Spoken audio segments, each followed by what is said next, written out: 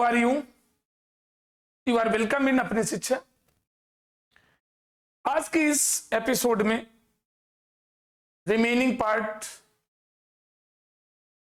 Discuss करना जरूरी समझ रहा हूं, क्योंकि आप पहला पार्ट कंप्लीट कर चुके होंगे और इस पार्ट में जो कुछ इंपॉर्टेंट क्वेश्चन है उनका डिस्कशन भी आपके लिए जरूरी है, क्योंकि आपके एग्जाम का टाइम कम हो रहा है, हार्ट बीट आपकी बढ़ रही है और उस हार्ट बीट को बैलेंस करने के लिए हम पेनेसिया टॉनिक लेकर के आए।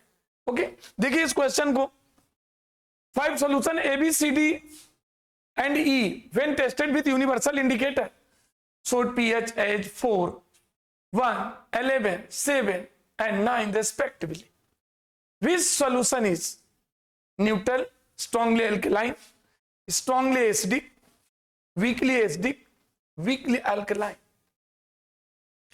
Dear student, this question is taken from your chapter acids, bases and salts. और उसमें आपने pH वैल्यू पढ़ा है, pH स्केल पढ़ा है।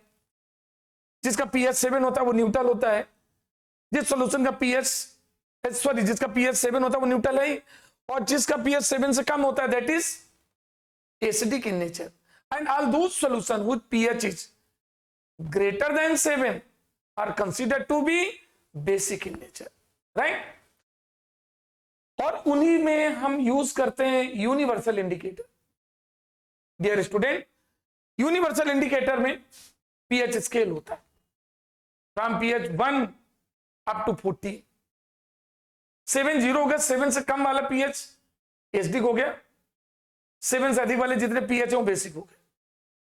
और इसका आंसर बताएं इसके पहले, क्योंकि यही तो सॉल्व कराने का सबसे इंपॉर्टेंट तरीका है। pH 7 से जितना कम होता जाएगा वो उतना स्ट्रॉन्ग एसिड होता जाएगा, मींस एसिडिक स्ट्रेंथ बढ़ती जाएगी। pH 7 से जितना हायर होता जाएगा बेसिक स्ट्रेंथ स्ट्रॉन्ग होती जाएगी। Basic means alkaline, alkaline indicate about the basic character. अब देखिए इसका पहला क्वेश्चन, ये आपको पहले से मालूम है ना, आप देख लीजिए, ये क्लियर यहां पर है। ये A का देख रहे हैं 4 है, B का 1 है, क्लियर। यानी A का pH that is given 4, solution B pH is given 1, solution C pH is given 11, solution D pH is given 7 and solution E pH is given 9. ये solution है, this is their pH value and solution. अब यहां पे देख लीजिए इनका answer, पहले का बहुत जेंटली आंसर राइट कर सकते हैं।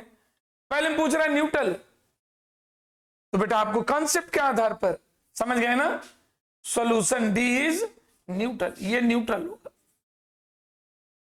क्यों? कॉन्सेप्ट में पहले डिस्कस कर चुका हूं ना, जिनका pH 7 है वो तो न्यूट्रल है, क्लियर। सेकंड देखिए, सेकंड का आंसर क्या है, strongly alkaline. Alkaline means basic, मैंने क्या बोला था, जिसका pH जितना 7 से अबव होगा, यानी pH जिसकी जितनी हाईएस्ट होगी, जिसकी हाईएस्ट होगी, मैक्सिमम pH होगी, उसकी बेसिक स्ट्रेंथ सबसे अधिक होगी, मींस स्ट्रॉन्गली अल्कलाइन होगा। तो देखिए pH कितना है, सबसे मैक्सिमम 11 है, ये देखो 11 है। तो ये जो सॉल्यूशन C है, सेकंड का आंसर है सॉल्यूशन C। ये सॉल्यूशन C क्या होगा, स्ट्रॉन्गली। क्यों सॉल्यूशन C? चेक करिए क्यों solution C, this is the strongly alkaline. क्यों स्ट्रॉन्गली अल्कलाइन है? इसका pH मैक्सिमम है। थर्ड का आंसर देखिए, थर्ड में दिया बेटा स्ट्रॉन्गली एसिडिक। तो स्ट्रॉन्गली एसिडिक कौन होगा, जिसका pH जितना मिनिमम रेंज में होगा, लोवेस्ट वैल्यू pH की। देखिए pH यहां पे कितना है, ये देखिए B, सॉल्यूशन B का pH 1 है, तो थर्ड का आंसर होगा सॉल्यूशन बी। क्यों? क्योंकि स्ट्रॉन्गेस्ट एसिडिक क्यों है? इसका पीएच सबसे कम है। अब आगे देखिए, वीकली एसिडिक एसिड तो है लेकिन स्ट्रॉन्ग एसिड नहीं है, that is counted under the weak acid. Weak acid है, और वीक एसिड का मतलब होगा पीएच 7 कम तो होगा लेकिन बहुत कम नहीं होगा। 7 से कम वाले एसिड में काउंट किए जाते हैं, और पीएच 7 से बहुत मिनिमम ना हो, जिस एसिड हो और पीएच जिसका जितना ज्यादा होगा एसिडिक स्ट्रेंथ उसकी उतनी पुअर होगी। तो वीकली पुअर कौन है? आप देखिए इसमें पीएच 4, पीएच 9 7 से अधिक है, ये 7 है, ये 11 है। तो पीएच 7 से कम कौन आया? 2 है, 4 और 1 तो स्ट्रांगली एसिडिक हो गया। और सॉल्यूशन ए, एसिड तो है लेकिन वीक एसिड होगा। क्यों वीक एसिड होगा? क्योंकि इसका पीएच 1 से बहुत ज्यादा है। इट मींस फोर्थ का आंसर, डियर स्टूडेंट समझ रहे होंगे ना, फोर्थ का एक्यूरेट आंसर होगा solution A,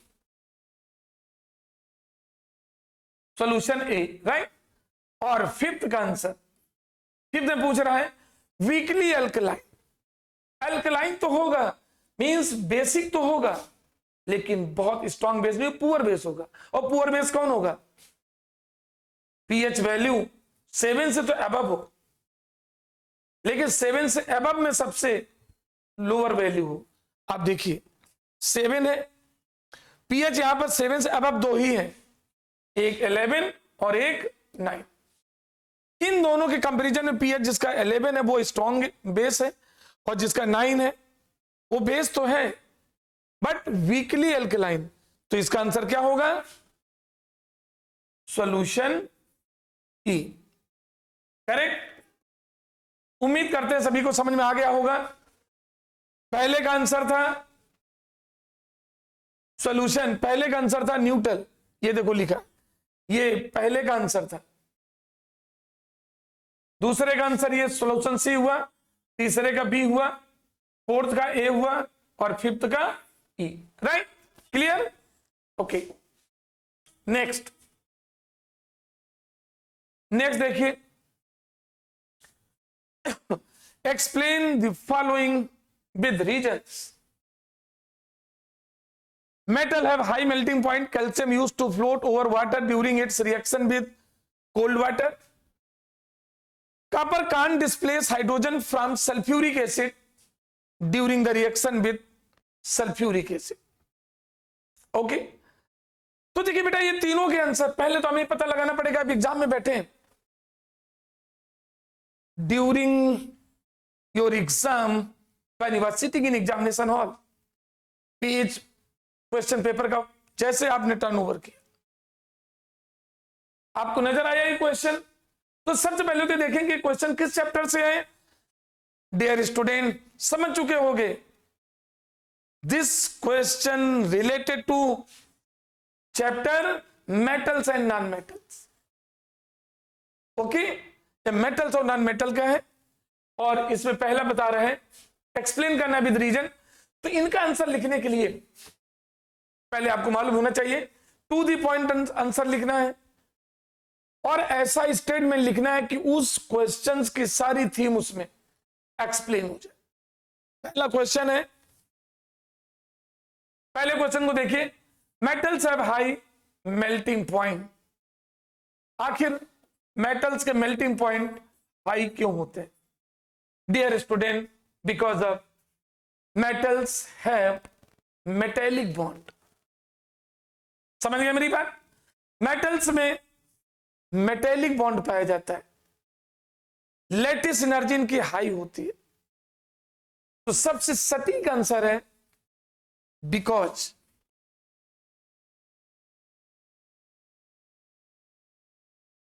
the metals have metallic bond. तो आपकी स्टेटमेंट इट इज इनफ, लेकिन यदि आपके मन में कोई डाउट रहता है कि सर मेटेलिक बॉन्ड होता क्या है, most of the student get confuse वो रट्टाफिकेशन में रट तो लेते हैं कि बुक में लिखा है कि मेटेलिक बॉन्ड है, लेकिन मेटेलिक बॉन्ड कैसे बनता है? जब मेटल के सारे एटम होंगे, metal never participate in overlapping, covalent bond तो बनाते नहीं। और आयनिक बॉन्ड बनाएंगे जब कोई नॉन मेटल हो और सारे मेटल के आयन हो, तो आपस में अटैच कैसे होते हैं? बहुत इंटरेस्टिंग क्वेश्चन है ना। मैं थोड़ा सा क्लू दे रहा हूं, वैसे आपका आंसर इट इज इनफ, लेकिन जानकारी थोड़ी होनी चाहिए। सपोज ये एक मेटल का एटम है, this is the metal atom, this is the metal atom, this is the metal atom, only for understanding purpose. ये मेटल का एटम है, मान लीजिए आयरन के हैं, और हमने ये पढ़ा है कि मेटल के सरफेस पर फ्री इलेक्ट्रॉन पाए जाते हैं। क्या मतलब होता है इसका? कभी समझा, समझने का प्रयास किया? ये तो हम जान जाते हैं मेटल के सरफेस पर फ्री इलेक्ट्रॉन होते हैं। डियर स्टूडेंट, ये देखिए मेटल की सरफेस पर ये इलेक्ट्रॉन है, ये डिस्प्लेस होके इधर आ गया, यहाँ पे माइनस है, और जहां से डिस्प्लेस होके गया उस पर पॉजिटिव है। ये जो इलेक्ट्रॉन यहां था वो डिस्प्लेस होके यहां आ गया, इस पर निगेटिव, और इट गॉट पॉजिटिव। ये जो इलेक्ट्रॉन यहाँ पे था, यहां से डिस्प्लेस होके यहां आ गया, तो इलेक्ट्रॉन पे तो निगेटिव, ई माइनस माने इलेक्ट्रॉन निगेटिव है, और जहां से इधर डिस्प्लेस हुआ उस पर पॉजिटिव है। यहाँ इलेक्ट्रॉन था, यहां से इधर शिफ्ट हो गया, तो यहाँ पॉजिटिव चार्ज आ गया, और यहाँ इलेक्ट्रॉन पे निगेटिव है ही। जो इलेक्ट्रॉन यहाँ था वो डिस्प्लेस होकर यहाँ आ गया, यहाँ पॉजिटिव और ये निगेटिव। क्योंकि डियर स्टूडेंट, ये केमिस्ट्री का कॉन्सेप्ट है, इलेक्ट्रॉन जहां से डिस्प्लेस करके जाता है उस प्लेस पर पॉजिटिव चार्ज छोड़ जाता है और खुद पर निगेटिव चार्ज होता है। ठीक है, ये जो पॉजिटिव चार्ज जहां जहां पर आया, इन पॉजिटिव चार्ज पार्ट को हम केमिस्ट्री की लैंग्वेज में बोलते हैं क्या? कर्नल्स। डिफेंस वाले कर्नल नहीं, KERNEL, कर्नल्स। तो मेटल सरफेस में इलेक्ट्रॉन के डिस्प्लेसमेंट होने के कारण जो पॉजिटिव चार्ज आता है उस पार्ट को कर्नल्स कहते हैं, और इलेक्ट्रॉन पे कैसा चार्ज होता है? नेगेटिव चार्ज होता है। This positive and negative charge is fully responsible to form the metallic bond. ये देखिए, इनके बीच एक बॉन्ड बन जाएगा, ये पॉजिटिव है ये निगेटिव है, इनके बीच बॉन्ड बन जाएगा। अरे इलेक्ट्रोस्टैटिक फोर्स है, इनके बीच बन जाएगा, और ये पॉजिटिव निगेटिव के बीच बन रहा है, that's why it is so strong. Electrostatic force आ जाता है और बहुत स्ट्रॉन्ग हो जाता है। This is the basic reason all the metals are so strong and having highest melting point. Correct answer second देखिए, ये पहले का आंसर हुआ। Now let us discuss about the its second answer. Second का answer देखिए, second answer में कह रहा है calcium used to float over water during its reaction with cold water.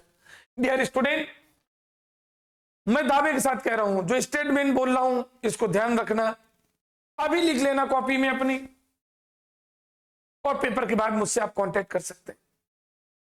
क्या एक क्वेश्चन 100% आके कौन सी मेटल है जो कोल्ड वाटर से रिएक्शन करते हैं, वो कौन सी मेटल है जो केवल हॉट वाटर से रिएक्शन करते हैं, वो कौन सी मेटल है which neither react with cold water not react with hot water, those used to perform their reaction only with steam। और इसका आंसर इस क्वेश्चन का फंडामेंटल है, बेसिक कॉन्सेप्ट है। तो dear student, we are going to explain, you should remember very well, sodium, potassium and calcium, these generally react with cold water। Sodium तो cold water के साथ बहुत ही वायलेंटली परफॉर्म करता है रिएक्शन, बहुत तेजी से, violently. Clear? Magnesium use to perform its reaction only with hot water, cold water से रिएक्शन नहीं करता है। Clear? And iron use to perform its reaction only with steam. ध्यान रखना। तो इस क्वेश्चन में ये था कैल्शियम जब कोल्ड वाटर से रिएक्शन करे तो रिएक्शन हो जाएगी, और कोल्ड वाटर से रिएक्शन करेगी तो क्या होगी रिएक्शन? ये देखिए, calcium react with cold water, then the product calcium hydroxide and hydrogen gas use to release. Okay, calcium hydroxide बनेगा, बैलेंस कर लेंगे, और हाइड्रोजन गैस रिलीज होगी। राइट? ये हाइड्रोजन गैस बबल्स के रूप में निकलती है, हाइड्रोजन गैस है ना ये, it use to exist to itself in form of bubbles, और वो जो बबल्स बनते हैं ना, वो कैल्शियम का जो मेटल होती है ना, उसके पीस होते हैं, उसके नीचे बनते हैं बबल्स, और वो बबल्स के कारण, वो बबल्स ऊपर को फोर्स ऑफ थ्रस्ट करते हैं, इन बबल्स के कारण ही, बबल के अपवर्ड प्रेशर के कारण ही कैल्शियम वाटर के लेयर पे फ्लोट करता रहता है। समझ गए ना मेरा आंसर? ये जो रिएक्शन कराते हैं, हाइड्रोजन गैस बनती है, हाइड्रोजन गैस बबल के रूप में निकलती है, इन बबल के ऊपर जो प्रेशर होता है उसके कारण कैल्शियम का पीस, कैल्शियम मेटल वाटर के ऊपर थोड़ी देर के लिए फ्लोट्स करता रहता है। करेक्ट? तो इसका आंसर लिखेंगे, due to the bubbles of hydrogen gas calcium used to float. ठीक है, calcium used to float over the water during the reaction. Correct? Answer third, copper can't displace hydrogen from sulfuric acid during the reaction with sulfuric acid. Very interesting question. अब third question में आपको एक याद है, आपको पढ़ाया गया होगा मेटल और नॉन मेटल में इलेक्ट्रोकेमिकल सीरीज, याद आई? रिएक्टिविटी सीरीज के नाम से 10th स्टैंडर्ड में उसको लिखते हैं, एक्चुअली उसका पूरा नाम होता है इलेक्ट्रोकेमिकल सीरीज। और इस सीरीज में मेटल को उनके रिएक्टिविटी के डिक्रीजिंग ऑर्डर में अरेंज किया गया है। ओके, थोड़ा सा पार्ट में आपको बता दे रहा हूं इसका। और उस इलेक्ट्रोकेमिकल सीरीज में विशेषता होती है, जो मेटल हाइड्रोजन के अबव होते हैं उनकी रिएक्शन यदि किसी एसिड से कराते हैं, जो मेटल इलेक्ट्रोकेमिकल सीरीज में, यानी रिएक्टिविटी सीरीज में हाइड्रोजन से ऊपर है, उनकी रिएक्शन किसी एसिड से होती है, उस एसिड में से हाइड्रोजन को डिस्प्लेस कर देते हैं। क्यों? क्योंकि उनकी रिएक्टिविटी हाइड्रोजन से अधिक है। And those metal which are present below in hydrogen in ECS, reactivity series में जो मेटल हाइड्रोजन के नीचे प्रेजेंट है, वो रिएक्शन के दौरान एसिड में से हाइड्रोजन को डिस्प्लेस नहीं कर पाती, क्योंकि हाइड्रोजन से नीचे होने के कारण उनकी रिएक्टिविटी हाइड्रोजन से कम होती है। मैं थोड़ी सी जितनी जरूरत है उतनी सीरीज लिखे दे रहा हूं। ये हाइड्रोजन से नीचे ये होती है, हेलो, टू, हाँ जी, ए जी, पंडित, आओ। आप इसको लर्न कर सकते हैं। Chemistry is the subject of technique. Technique का बहाना है, जरा देर लगे। ये हाइड्रोजन के नीचे जितने भी मेटल हैं, these are consider to be less reactive, इनकी रिएक्टिविटी कम होती है, हाइड्रोजन से नीचे है ना, और इनकी रिएक्शन जब किसी एसिड से कराते हैं तो हाइड्रोजन को डिस्प्लेस नहीं कर पाते। तो इसका आंसर आप क्या लिखेंगे? Because copper is present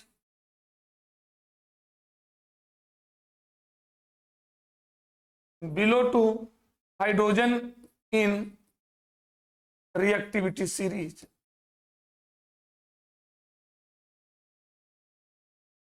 it is enough. Reactivity series में आपके सामने लिखा हाइड्रोजन नीचे है, और हाइड्रोजन से नीचे होने का कौन है? Copper is present below to hydrogen in reactivity series, so it can't displace hydrogen from sulphuric acid. Correct? Clear? ये भी हो गया। लेट अस मूव नाउ, आगे बढ़ते हैं, आगे बढ़ते हैं। और चलिए,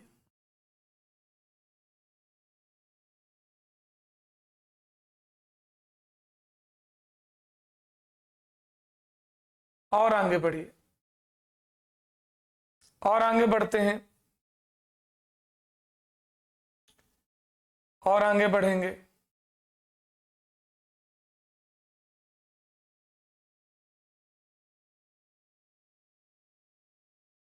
और आगे बढ़ रहे हैं इसमें, ये पार्ट अदर से रिलेटेड है। ये क्वेश्चन आ गया, this question is related to chemistry. Okay, क्योंकि डियर स्टूडेंट हम ये सीबीएसई का पेपर डिस्कस कर, सीबीएसई के पेपर से रिलेटेड, ये सैंपल पेपर नहीं है, सैंपल पेपर से related selected questions as a sample paper के फॉर्म में, but it is not sample paper completely. Okay, ये सिलेक्टेड क्वेश्चंस हैं रिलेटेड टू सैंपल पेपर। इसमें 27th क्वेश्चन है, a chlorine is passed for A considerable time over solid slate line, the product form is bleaching powder. Bleaching powder is represented as CaOCl2, it has greater available chlorine than sodium hypochloride. ये liquid bleach है। If contains about 36 of available chlorine. Bleaching powder deteriorates. It left in contact with the air and smell of chlorine because of action of CO2 in atmosphere. Clear? ये देखिए important point है, इसे देखिए बहुत ध्यान से, very important.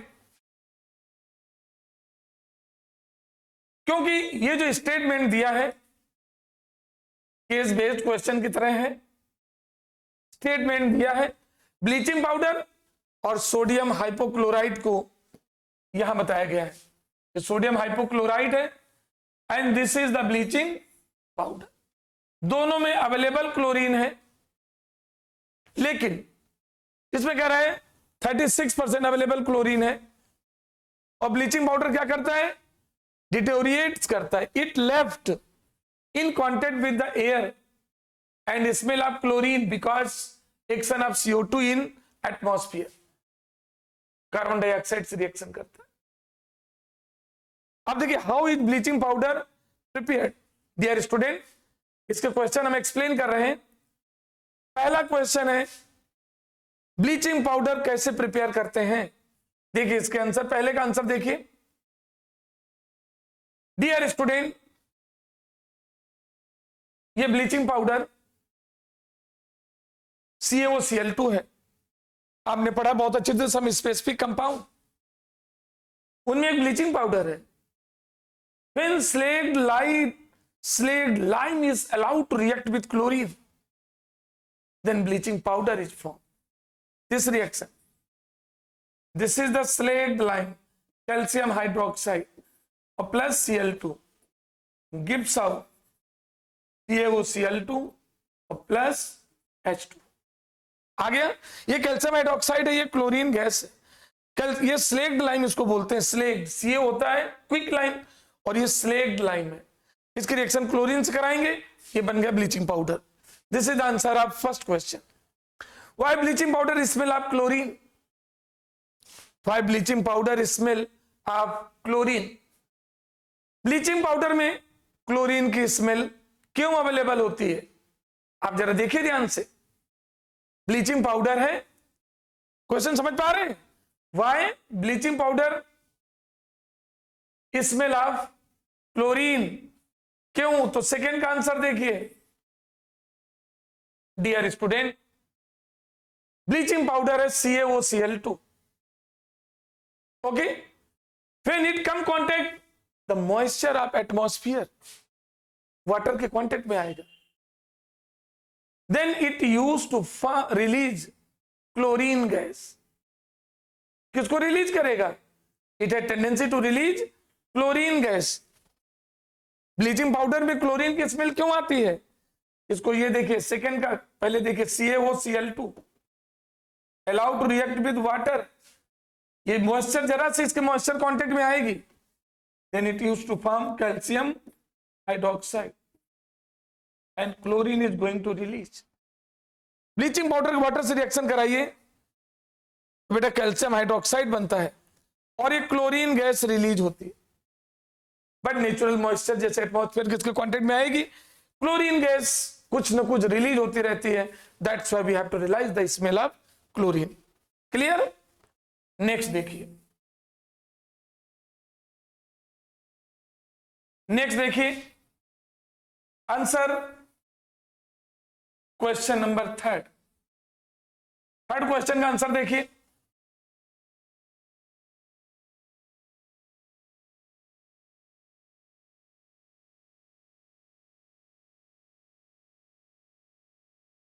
Third question है, why CaCl2 use an oxidising agent in many chemical industries. बहुत सारी केमिकल इंडस्ट्रीज में ब्लीचिंग पाउडर को ऑक्सीडाइजिंग एजेंट के रूप में क्यों यूज करते हैं? Dear student, bleaching powder oxidising agent के रूप में क्यों यूज करते हैं, या यूं कहें ब्लीचिंग पाउडर ऑक्सीडाइजिंग एजेंट के रूप में क्यों वर्क करता है, कैसे वर्क करता है, what is the basic reason behind it.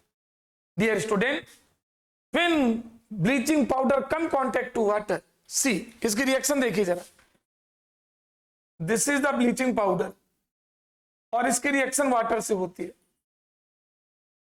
then calcium hydroxide and chlorine gas used to release, और ये क्लोरीन गैस फिर वाटर से कांटेक्ट करती है, वाटर से रिएक्शन करेगी तो HOCl और HCl बनता है, बना HOCl and HCl।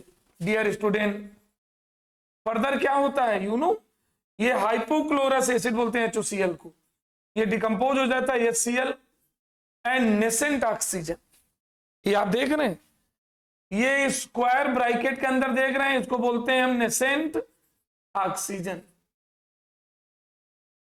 It is highly reactive,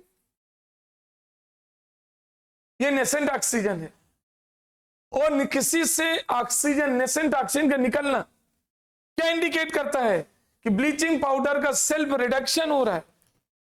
बेटा ऑक्सीडाइजिंग एजेंट कहते किसे हैं, यू नो, ऑक्सीडाइजिंग एजेंट वो होते हैं whose self reduction take place, जिनका खुद का रिडक्शन होता है। आप ये देखिए, ब्लीचिंग पाउडर वाटर कांटेक्ट में आया, कैल्शियम हाइड्रोक्साइड क्लोरीन गैस बनी, क्लोरीन गैस वाटर के कांटेक्ट में आएगी तो हाइपोक्लोरस एसिड और HCl बना, हाइपोक्लोरस एसिड तुरंत डिकम्पोज होकर नेसेंट ऑक्सीजन को रिलीज करता है।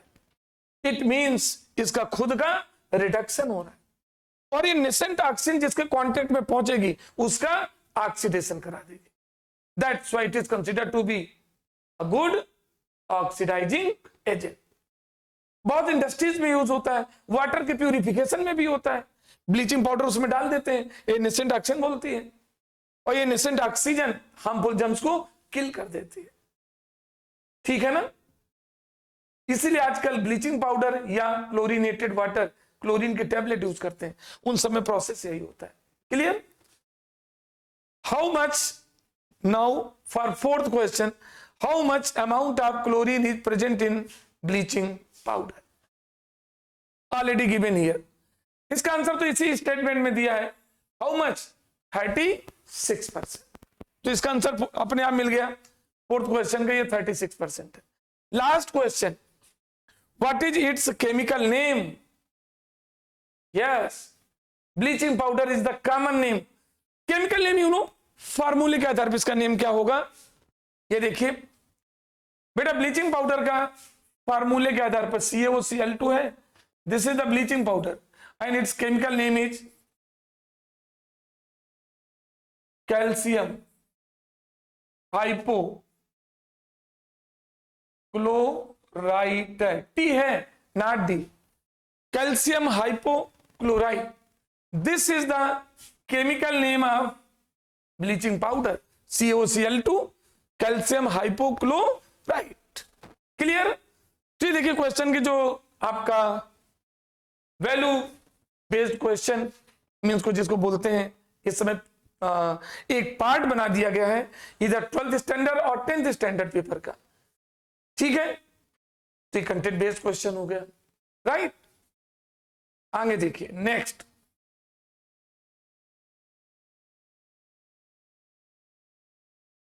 This is very important, it is also related to chemistry, match the following columns. जिस तरह से आपने अभी कंटेंट बेस्ड क्वेश्चन देखा, उस तरह मैचिंग से रिलेटेड है, जिसे रिलेटेड टू मैचिंग। और मैचिंग में क्या देखना है, zinc granules are treated with dilute sulphuric acid. अब इसमें मैच करना है कि इसमें क्या बनेगा और कौन सा कॉलम है। ये इधर है, जिंक ग्रेन्यूल्स किससे रिएक्शन करते हैं, सल्फ्यूरिक एसिड से। तो डियर स्टूडेंट, इनके आंसर के लिए पहले आप ध्यान से देख लें, ये देख लीजिए ध्यान से,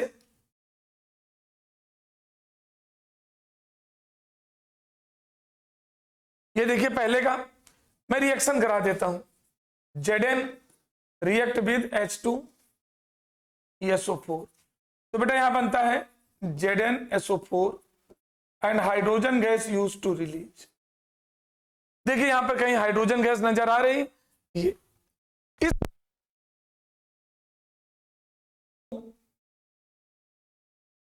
ये 3,